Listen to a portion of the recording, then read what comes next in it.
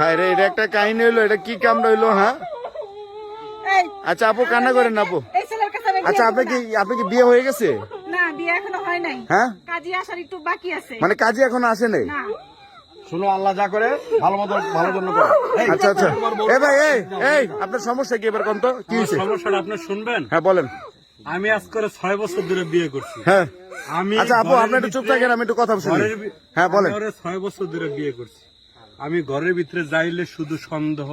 আমি এই মেয়ে নিয়ে ঘুরতে গেছি, এই মেয়ের সাথে ফোনে কথা বলছি। মানে আপনি কথা বলেন? হ্যাঁ, এই মেয়ের এইটা। মানে আপনি কি কথা বলেন? হ্যাঁ, মানে ও, মানে আপনি কথা বলেন? না বলি না ভাই। তাহলে আমি কোনো মেয়ের সাথে রিলেশন করি না। হ্যাঁ, তারপর ও বাসায় গেলে এই প্রত্যেকটা জিনিস আমার সন্দেহ। আপনি কি সন্দেহ করেন? সন্দেহ করেন? ও করে বিদায় তো করি। হ্যাঁ, ও করে বিদায় তো করি। মানে কি? আমি ভাই কোন মেয়ের সাথে কোনো রিলেশন নাই। হ্যাঁ। আমি জব করি অফিস টু বাসা, আর কিচ্ছু না। হুম। ও আমার প্রত্যেকটা পদে পদে সন্দেহ করে।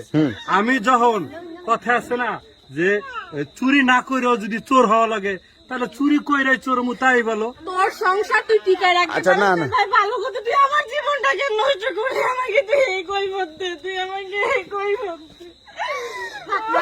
ওর সাথে আর কথা আচ্ছা আপনি একটা কথা বলেন, এখন আপনি বিয়ে করতে আসছেন কেন?